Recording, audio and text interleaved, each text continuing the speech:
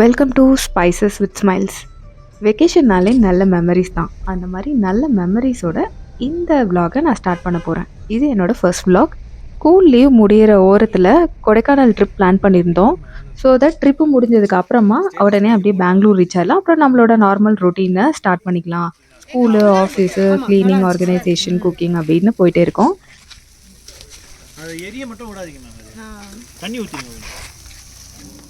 Last day பார்பிக்யூவோட எங்களோட Kodaikanal trip முடிஞ்சுது. நான் ஒரு வெஜிடேரியன் அப்படிங்கிறதுனால குக்கிங் நான் பண்ணேன். நான் அதை ரொம்ப என்ஜாய் பண்ணேன். கண்டிப்பாக இதை வீட்டில் ஒரு நாள் ட்ரை பண்ணி பார்க்கணும். பெங்களூர் அந்த மெமரிஸோடவே ரீச் ஆயிடுச்சு. அடுத்த நாள் மங்களகரமாக பால் காய்ச்சி ஆரம்பிச்சாச்சு நார்மல் ரொட்டீனை. பட் ஸ்டில் இன்னும் ஸ்கூல் திறக்கிறதுக்கு 2 நாள் இருக்குது அப்படிங்கிறதுனால ப்ரிப்ரேஷன்ஸ் எல்லாம் பண்ண ஆரம்பிச்சாச்சு. ஃபஸ்ட்டு ஒரு நாள் கடை மாவில் எப்படியோ வண்டி ஓட்டியாச்சு. அதுக்கப்புறம் மாவு இல்லை அப்படின்னா நம்மளுக்கு வந்து நெக்ஸ்ட் என்ன பண்ணுறதுனே ஒரு ஐடியா வராது. ராகி ஒரு 1/4 படி ஆகிற மாதிரி இருந்தது. ஸோ 3/4 படி அரிசி, 1/4 படி ராகி, 2 ஸ்பூன் வெந்தயம், அதுக்கப்புறம் ஒரு 1/4 படிக்கு கொஞ்சம் கம்மியாக உளுந்து, இது எல்லாத்தையும் ஊற வச்சாச்சு. ஊற வச்சுட்டு அதை வந்து அரைச்சி எடுத்துடலான்னு ஒரு காலையிலே ஊற வச்சேன். ஈவினிங் டைமில் அதை அரைச்சி எடுத்து வச்சுட்டா காலையில் நல்லா புளிச்சிரும். நாளையிலேருந்து ப்ராப்பரான ராகி தோசை மாவு சுட ஆரம்பிச்சிடலாம். புஜு பெங்களூர் வந்ததுலேருந்து ஒரே ஃப்ரெண்ட்ஸு, என்ஜாய்மெண்ட் தான். 2 மாசமா பார்க்காத ஃப்ரெண்ட்ஸை பார்த்தோன்னே அவனுக்கு ஃபுல் டைம் அவங்களோட தான் டைம் ஸ்பெண்ட் பண்ணிட்டு இருந்தான். என் கூந்தல் தேவன் தூங்கும் பள்ளி அறையா அறையா, மலர் சூடும் வயதில் என்னை மறந்து போவதுதான் முறையா. நெக்ஸ்ட் டே மார்னிங் எந்திரிச்சு வந்து பால்கனிக்குள்ளே போய் நம்ம செடிங்களை எல்லாம் பார்த்துட்டு இருக்கும்போது அப்படியே வாவ், என்ன ஒரு காலை பொழுது! நம்ம ஊரில் இருக்க மாதிரி ஹாட்டாகவும் இல்லாமல், கொடைக்கானல் இருந்த மாதிரி ரொம்ப கோல்டாகவும் இல்லாமல் மிதமான இதாக இருக்கே அப்படின்னு அதை ரசிச்சுட்டு இருக்கும்போது தான் கிச்சனுக்குள்ளே போனதுக்கப்புறம் டோட்டல் ஸ்டோரியும் அப்படியே மாறிடுச்சு. ஏன்னா நேற்று டீஃப்ராஸ்ட் பண்ணியிருந்தேன் ஃப்ரிட்ஜை. சிங்கிள் டோர் ஃப்ரிட்ஜில் இந்த ப்ராப்ளம்ஸ் நிறையாவே வரும். டீஃப்ராஸ்ட் பண்ணி அந்த தண்ணி வந்து நம்பி கீழே வழிஞ்சு கிச்சன் ஃபுல்லாக வந்துருச்சு. யூஷுவலாக 2 மாசமா பண்ணாதனால நிறையாவே ஐஸ் கட்டி சேர்ந்துருக்கு. நேற்று பண்ணதையும் நான் மறந்துட்டேன். அடுத்த நாள் காலையில் எந்திரிச்சு வரும்போது டோட்டல் மூடும் ஸ்பாயில் ஆயிடுச்சு. ஸோ அதெல்லாம் க்ளீன் பண்ணி எடுத்துட்டு, அந்த தண்ணி எல்லாத்தையும் எடுத்து ஊற்றிட்டு, அப்புறம் ஃப்ரிட்ஜுக்குள்ளே இருக்கிறதையும் க்ளீன் பண்ணிவிட்டு, அப்படியே வீட்டை தொடச்சி விட்டு பார்த்தோம்னா அதுக்கே ஒரு 3/4 மணி நேரம் போயிடுச்சு. நம்மளோட காலை பொழுது இன்னைக்கு இப்படி தான் போச்சு. இந்த மாதிரிலாம் க்ளீன் பண்ணிட்டு பார்த்தோம்னா அடுத்த வேலை நமக்கு வந்துருச்சு. என்னன்னா, மண்டை மேலே இருக்கிற கொண்டைய மறந்த மாதிரி நேற்று அரைச்சி வச்ச மாவு நான் அந்த க்ளீன் பண்ண கேப்பில் நல்லா பொங்கி வெளியில் வந்துருச்சு. ஸோ கொஞ்சம் ஒரு 5 நிமிஷத்துக்கு முன்னாடி பார்த்துருந்தா கூட இந்த வேலையாவது மிச்சமாயிருக்கும். சரி, இந்த வேலையெல்லாம் அப்புறம் நாம் பண்ணி தானே ஆகணும் அப்படின்னு ஒரு மைண்ட் செட் பண்ணிட்டு எல்லாத்தையும் டக்கு டக்குன்னு எல்லாம் எடுத்து க்ளீன் பண்ணி வச்சாச்சு. க்ளீன் பண்ணி வச்சுட்டு ஒரு ஜிஞ்சர் டீ போட்டு நம்மள மறுபடியும் புத்துணர்ச்சியாக ஆக்கிட்டு அண்ட் அடுத்தது பிரேக்ஃபாஸ்ட் வேலை ஆரம்பிச்சாச்சு. கொஞ்சம் நேரம் நம்மளோட காலையை வந்து ரசிக்கலான்னா அதுக்கும் முடியல. ஸோ இன்றைக்கி ராகி இட்லி. பட் இன்றைக்கி நடந்ததுலேயே ஃபஸ்ட்டு ரொம்ப நல்ல விஷயம் அப்படின்னா இந்த ராகி இட்லி தான். நல்லா சாஃப்டாக பூ மாதிரி வந்திருந்தது. ஆல்ரெடி நிறைய வேலை பண்ணி டயர்டாக இருந்தனால ஒரு தேங்காய் சட்னியை மட்டும் அரைச்சி காலையில் பிரேக்ஃபாஸ்ட்டை முடிச்சாச்சு.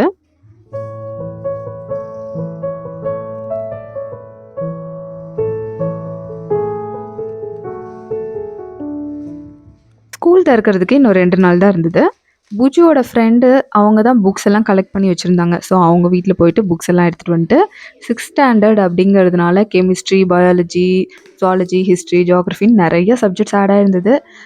லைக் அவங்களுக்கு எக்ஸைட் ஆகிற அளவுக்கு எனக்கும் என்னமோ இப்போ தான் நானும் 6th ஸ்டாண்டர்ட் போகிற மாதிரி எக்ஸைட்டடாக இருந்தது. ஏன்னா ஒவ்வொரு குழந்த அவங்க வளர வளர அவங்க அம்மாவும் வளரணும் அப்படிங்கிற மாதிரி மறுபடியும் ஃபஸ்ட்லேருந்து எனக்கும் படிக்கிற மாதிரி இருந்தது. அதுக்கெல்லாம் கவர் பண்ணி வச்சுட்டு பார்த்தா மதியானம் லஞ்ச் டைம் ஆல்ரெடி ரீச் ஆயிடுச்சு. அதை தாண்டியே போயிடுச்சு. 2:30 மணி ஆயிடுச்சு. சரி, ஓகே, நமக்கு வந்து அரிசியும் பருப்பு தான் கரெக்ட் இன்னைக்கு. அரிசியும் பருப்பு சாதம் ரொம்ப ஃபேமஸான கோயம்புத்தூர் ஒரு ஐட்டம். 5-10 நிமிஷத்தில் அதை தாளித்து விட்டுடலாம். ஸோ அதை தாளித்து விட்டுட்டு அதுக்கு சைட் டிஷ்ஷாக தயிர் பச்சடி அண்ட் மாம்பழம். மாம்பழம் இப்போ சீசன்னு நிறையாவே இருந்தது வீட்டில். ஸோ அதனால் மாம்பழம், அது கூட கொஞ்சம் இருந்த பழைய சாதத்தை லெமன் போட்டு தாளித்து எடுத்து வச்சாச்சு. இன்னைக்கு லஞ்ச் இந்த மாதிரி ரொம்பவே சிம்பிளாக போயிடுச்சு. ஏன்னா நிறைய வேலை இருந்துகிட்டே இருந்தது அப்படிங்கிறதுனால. காத நேரம் இல்லை காதல் ரதியே ரதியே உன் பேரை சொன்னால் போதும் நின்று வழிவிடும் காதல் நதி. ஸ்கூல் திறக்கறதுக்கு இன்னும் 2 நாள் தான் இருக்கு அப்படிங்கிற ஒரு திங்கிங்கே எனக்கு மோட்டிவேஷனோட, சரி ஓகே நம்ம போயிட்டு இன்னைக்கு ஊர்லேருந்து கொண்டு வந்திருக்க திங்ஸ் எல்லாம் ஆர்கனைஸ் பண்ணி எடுத்து வச்சிரணும். அப்பதான் வந்து நம்மளோட யூசுவலான இந்த லஞ்ச் பாக்ஸ் ரொட்டீன் ப்ராப்பரா ஒர்க் ஆகும் அப்படின்னு சொல்லிட்டு கொண்டு வந்திருந்த ஆரஞ்சு பழத்த இது வந்து ஆரஞ்சுன்னு சொல்லி வாங்குனோம். ஊர்ல வச்சதுக்கப்புறம் தான் தெரிஞ்சது கொழுமிச்சு பழம் அப்படின்ட்டு. சம்டைம்ஸ் பார்த்தா ஆரஞ்சு அளவுக்கு நல்ல டேஸ்டியாவும் இருக்கும். இதுவரையிலும் இன்னும் இது என்ன பழம் அப்படின்னு நாங்க ஃபைனலைஸ் பண்ணல. ஸோ இப்போ இருக்கிற இந்த புளிப்புக்கு ஊறுகாய் போட்டா தான் சரி வரும் அப்படின்னு, அத ஊறுகாய் போட்டு எடுத்து வச்சிடலான்னு அதுக்கான ட்ரெடிஷ்னல் வெசல்ஸ் எல்லாம் எடுத்து வச்சுட்டேன். இதில இருக்கிற இந்த கொட்டைய ரிமூவ் பண்ணா தான் ஓரளவுக்கு அந்த கசப்பு வந்து குறையும் அப்படின்ட்டு, இத கொட்டைய ரிமூவ் பண்ணி நம்ப ஊறுகாய் போட்டுறலாம். இது எனக்கு ஊறுகாய் வந்து அந்த அளவுக்கு என் கைக்கு அவ்வளோ கெட்டு போகாம இருக்குமா அப்படின்னு தெரியாது. ஆனாலும் நான் ட்ரை பண்ணிக்கிட்டே தான் இருக்கேன். மஞ்சள் தூள், உப்பு, மிளகாய் தூள் இதெல்லாம் போட்டு நல்லா நல்லா குலுக்கி கைப்படாம எடுத்து வச்சிருக்கேன். மேல வந்து ஒரு ஒரு பிளேட் போட்டு மூடி வச்சிருந்தேன். ஒரு 2 நாள் கழிச்சு அந்த தண்ணி எல்லாம் விட்டுரும். அதுக்கப்புறம் தாளிச்சுக்கலாம் அப்படின்ட்டு.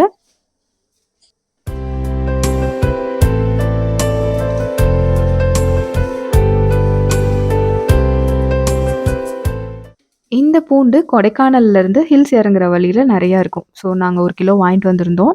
பூண்டு, வெங்காயம், இஞ்சி, உருளைக்கிழங்கு இதெல்லாம் ஃப்ரிட்ஜுக்கு வெளியில தான் எப்பவும் ஸ்டோர் பண்ணணும் அப்படிங்கிறதுனால, இந்த கவர்ல போட்டு ஆ டிவைட் பண்ணி பார்ட்டிஷன் நம்ம இந்த மாரி பேப்பர் கவர் யூஸ் பண்ணி பார்ட்டிஷன் பண்ணி வெளியில வச்சுட்டேன். கொத்தமல்லி எப்பவுமே தண்ணி விட்டுரும் அப்படிங்கிறதுனால, அது டெலிவர் ஆன அதே அ கவர்ல கட் பண்ணி இந்த மாரி ஒரு பாக்ஸ்ல போட்டு வச்சுட்டோம்னா, தண்ணி விட விட அந்த கவர் வந்து அந்த தண்ணிய உறிஞ்சிக்கும். கருவேப்பிலைக்கு நம்ம எந்த கவரும் போட தேவையில்ல. இந்த மாதிரி உதுத்தி போட்டு வச்சோம்னாலே ரொம்ப நாளுக்கு வரும். பச்சை மிளகாய காம்ப கிள்ளி எடுத்து வச்சுட்டேன். அண்ட் புதினாவ நல்லா செப்பரேட்டா ஆஞ்சு, அதே மாதிரி ஒரு கவர மேல வச்சு போட்டு எடுத்து வச்சுட்டோம்னா, கருக்காம அண்டு இத்து போகாம நல்லாவே வரும். கேரட்ட எப்பவுமே தண்ணி ஊத்தி, நம்ப தண்ணி வந்து அத ஃபுல்லா கவர் பண்ணிரணும். அதுக்கப்புறம் எடுத்து வச்சோம்னா, 1 மாசம் ஆனாலும் அதில சுருக்கம் கூட வராது. லெமன் வந்து இப்போ ஒரு ஜஸ்ட் ஏர்டைட் கண்டெய்னர்ல போட்டு இப்படி வச்சாலே ரொம்ப நாளைக்கு வரும். இது ஊர்லேருந்து எங்க தோட்டத்துலேருந்து கொண்டு வந்த லெமன்.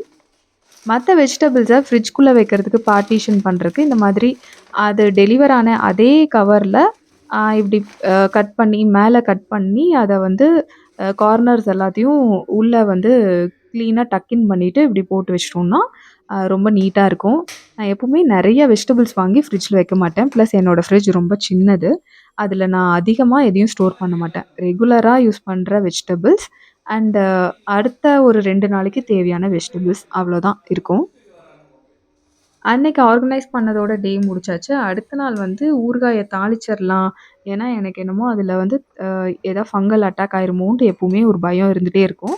ஸோ, அதுக்கு சீரகம், வெந்தயத்தையும் போட்டு நல்லா இடிகல்ல இடிச்சு எடுத்துட்டேன்.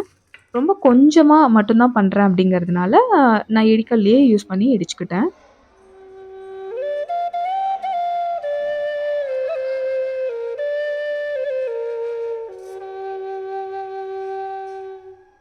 நல்லா ஒரு 100 ml நல்லெண்ணெய காய்ச்சி, அதில கடுகு தாளிச்சு, பெருங்காயத்தூள் அண்டு வரமிளகா போட்டு தாளிச்சுட்டு, அத நான் ஊறுகாயில போட்டு நல்லா கலந்து, எடுத்து ஒரு கண்ணாடி பாட்டில்ல கிளீனான பாட்டில்ல ஆறுனதுக்கப்புறம் ஸ்டோர் பண்ணி வச்சுட்டேன்.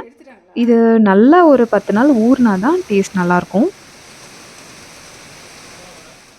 இன்னும் ஒரே ஒரு வேலை பெண்டிங்ல இருந்தது. இந்த வேலைய முடிச்சுட்டோம்னா, நம்மளோட பேக் டூ ரொட்டீனுக்கு வந்து ஈஸியா போயிடலாம். எந்த ஒரு டிஸ்டர்பன்ஸும் இருக்காது. நான் செடி கொடிகள எல்லாம் அப்படியே விட்டுட்டு வந்திருந்தேன். என்னோட ஹவுஸ் ஹெல்ப்ப அது எப்படியோ தண்ணி ஊத்தி காப்பாத்திருந்தாங்க. அண்டு ஒரு சில செடி அப்படியும் செத்து போச்சு. மிச்சதெல்லாம் ரொம்ப டர்ட்டியா குப்பை அடிச்சு கிடந்தது. அண்டு ஒரு சிலதெல்லாம் வந்து களை மொளச்சு கிடந்தது. ஸோ அந்த பாட்டில எதெல்லாம் அது காஞ்சு போச்சோ, அதெல்லாம் எடுத்து தூக்கி போடணும். அதுக்கப்புறம் மணி பிளான்ட்டு சும்மா குபு குபுன்னு வளர்ந்துருந்தது. அதெல்லாம் கட் பண்ணி நம்ம அகைன் ப்ரொபகேட் பண்றதுக்கு வைக்கணும். அண்டு உள்ள வைக்கிற செடி, அதாவது வீட்டுக்குள்ள ஹவுஸ் பிளான்ட்ஸ் எல்லாத்தையும் நான் உள்ள வெளியில எடுத்துட்டு வந்து வச்சிருந்தேன். ஸோ அது எல்லாத்தையும் அகைன் உள்ள கொண்டு போய் அந்தந்த இடத்துல வைக்கணும். என்கிட்ட டோட்டலா ஒரு 50 செடி இருக்கும். அதெல்லாம் மெயின்டெயின் பண்ணுறதே கஷ்டமா இருக்கு. இன்னுமே நெறைய பிளான்ட்ஸ் வந்து வாங்கணும்னு யோசிச்சு வச்சிருக்கேன். இனிமேல் வந்து சரி ஹேங்கிங் பாட்ஸ்லலாம் மணி பிளான்ட்டே வச்சிடலாம் அதுதான் நமக்கு நல்லா இருக்கு அப்படின்னு அதையே கட் பண்ணி எல்லாத்துலேயும் எடுத்து அந்தந்த இடத்துல வச்சாச்சு. ஸோ இப்போது ஓரளவுக்கு வீடு பார்க்குறதுக்கு நார்மலாக இருக்குது. ஸோ நாம் நார்மல் ரொட்டீனுக்கு சீக்கிரம் போயிடலாம். புது பிளான்ட் வாங்கும்போது அதை நான் நெக்ஸ்ட் vlogல நான் அப்டேட் பண்ணுறேன். இந்த வீடியோ இந்த பேக் டு ரொட்டீன் வீடியோ உங்களுக்கு பிடிச்சிருக்கும்னு நினைக்கிறேன். நீங்களும் இதுதான் ரொட்டீன் ஃபாலோ பண்ணுவீங்களா வெக்கேஷன்லேருந்து வந்ததுக்கப்புறம் அப்படிங்கிறத என் கூட கமெண்ட்ஸில் ஷேர் பண்ணிக்கோங்க. இந்த வீடியோ பிடிச்சிருந்தா மறக்காமல் ஒரு லைக் போட்டு உங்கள் ஃப்ரெண்ட்ஸோட ஷேர் பண்ணுங்கள். இந்த வீடியோவை கடைசி வரையிலும் பார்த்ததுக்கு ரொம்பவே தேங்க்ஸ். இன்னொரு இன்ட்ரெஸ்டிங்கான வீடியோவோட கண்டிப்பாக நான் உங்களை சீக்கிரமே மீட் பண்ணுறேன். பாய்.